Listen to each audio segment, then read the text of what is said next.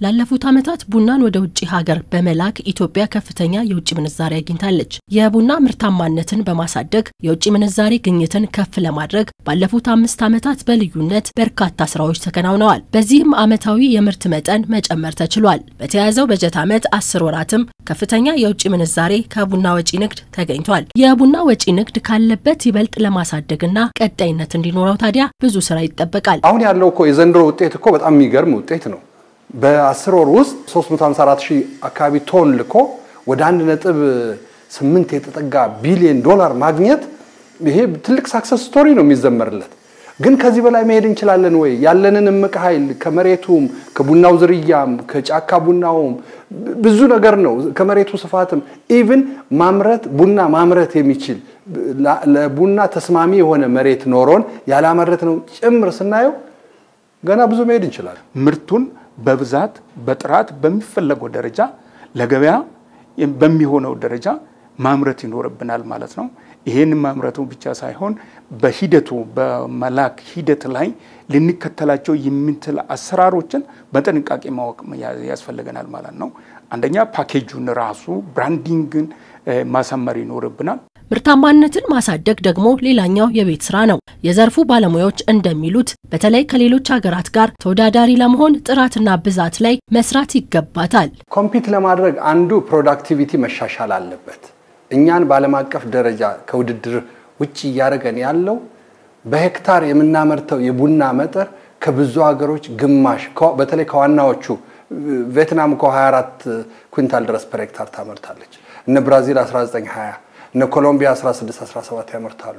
ስለዚህ የኛ ገና 7-8 ላይ ነው ያለው። ስለዚህ እሱ መቀየር አለበት። እሱ ለመቀየር ምንድነው ብዙ ጥቂት ማይባል ምናልባትም 67% የኢትዮጵያ ቡና ዛፎች ያረጁ ናቸው። ስለዚህ መጎንደል አለባቸው። ወይም በጣም ያረጁ ከሆነ መነቀልና ሌላ አዲስ ዛፍ መተከል አለበት። እሱ ትልቁ ስራ ነው። የቅንጅት ስራ ይጠይቃል። ማነሻው ቡናችን ከማሳ ነው የሚነሳው።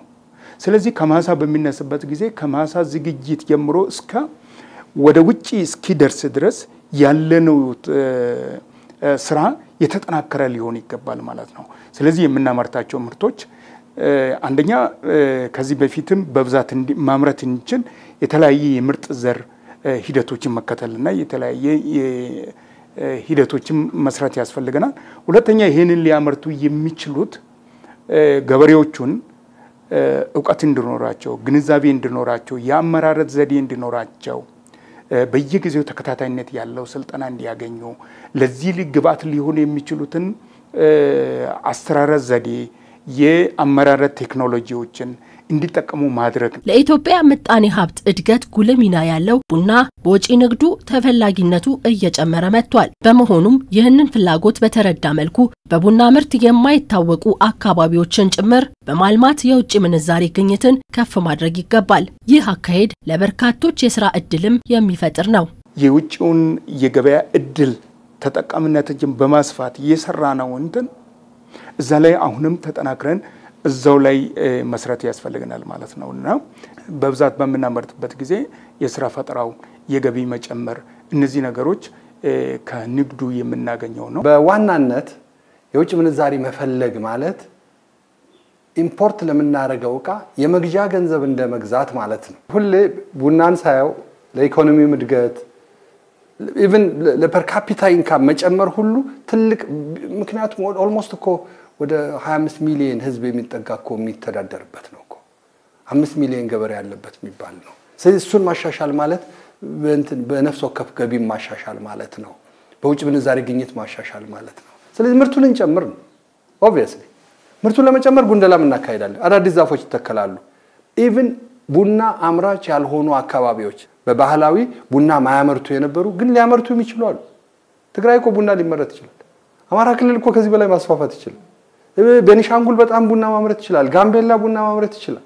ሌሎቹ ተለመዱ ቡና አምራቾች ስለሆኑ ብዬ ነው። ስለዚህ እነሱ ቡና አምራች ያልሆኑ አካባቢዎች ቡና እንዲያመርት በማድረግ ኢቭን የገበያውን ሲስተም ሀገር ውስጥ ያለውን ከኮንትሮባንድ ጋር የተያያዘውን እንኳን ሊቀንስ ይችላል።